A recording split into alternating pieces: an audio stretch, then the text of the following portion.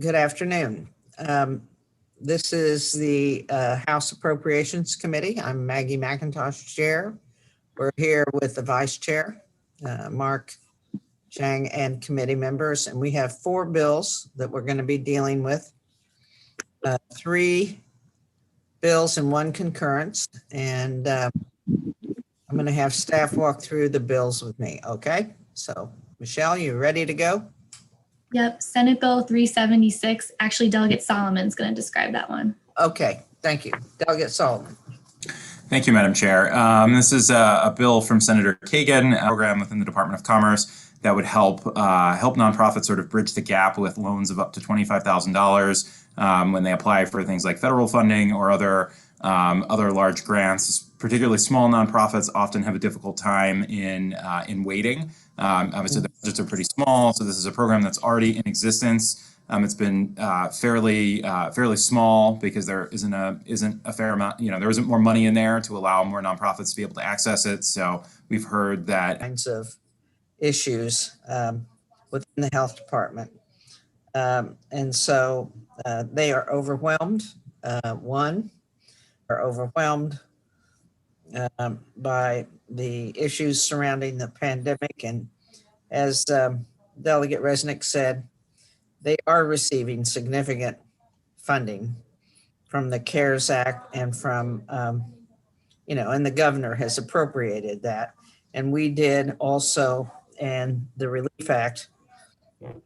But I will say that once that runs out, there will be a cliff that they will have to deal with where suddenly they're, shrunk back to agencies that have not been able to perform the tasks that they should have. About 3 years ago, DLS did a study and looked at all the agencies in the state and came up with a report that basically said because of vacancies, because of, shortage of funds, many of our agencies cannot even hardly meet their own missions. And it is my understanding and my belief that the health department is 1, and 2, the health of the local health departments have been greatly affected. But the local health departments, your local health departments, have taken on enormous responsibility, not just with the pandemic, but with the opioid crisis and many other issues that we now find in our communities. So this bill, by the way, I do want to say with all transparency, as you know, when we negotiated with the governor on the budget, our pledge to the governor was that we would not have any further mandates if we could avoid them. There's some that they were okay with, but we would not do any other mandates for another year or 2. And so we believe federal money will take care of these health departments for the next couple of years. And afterwards, they need to continue to be able to do their work with state money. So on the bill. Yes, Delegate Grist. Oh, thank you, Madam Chair. I just had two questions, actually 2-part questions. One, there is the local governing bodies will have some like skin in the game on this, but it's also supported by our local governing bodies as well. I think MACO actually supports this bill. Yes, so it's not just the state and the feds, that it's going to be local government that will also contribute to this as well, I believe.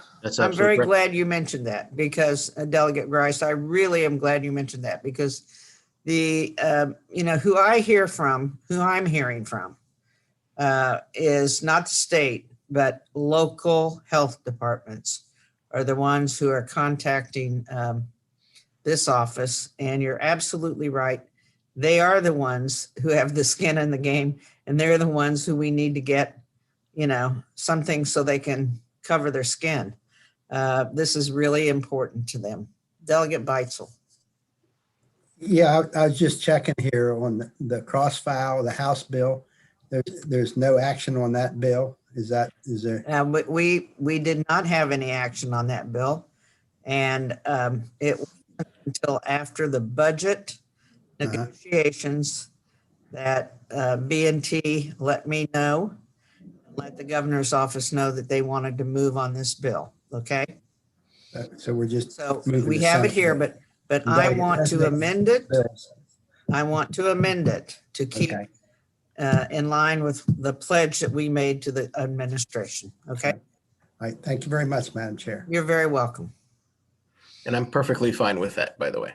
Just so everybody knows. All right, so let's move the amendment first. All those in favor signify by saying aye.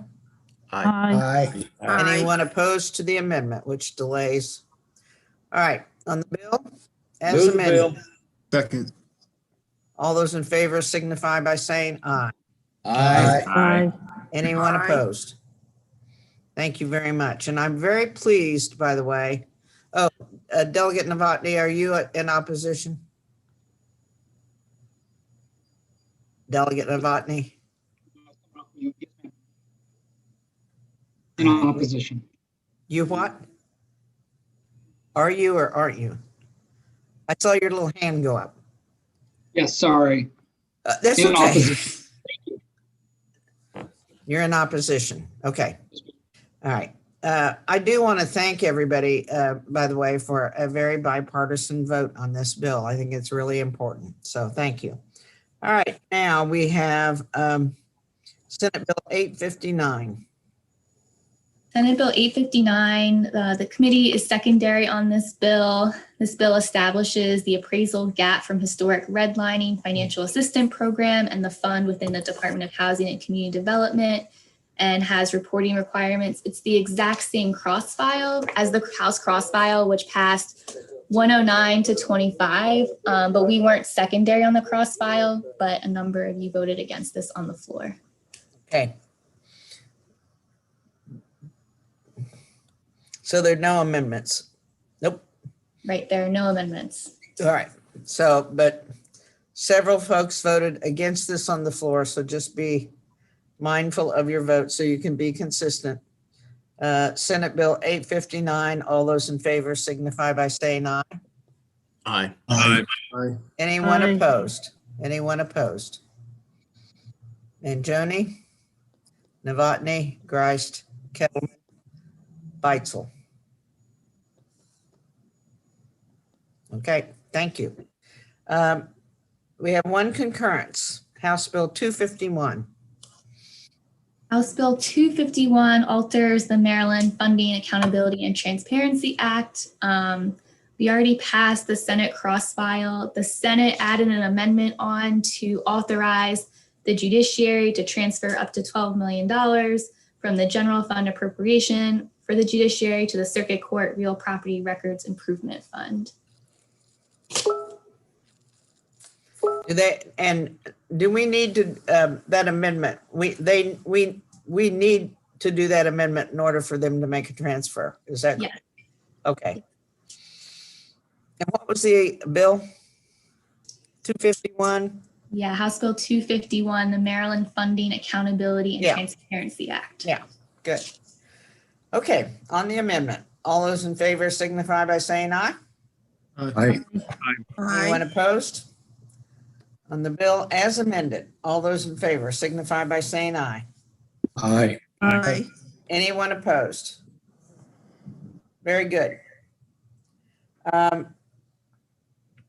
Committee, I don't know if this is the last time we're going to vote. We may have other current concurrences, but I just wanted to take a minute to thank again all of you for a great year, a great budget, a great capital budget.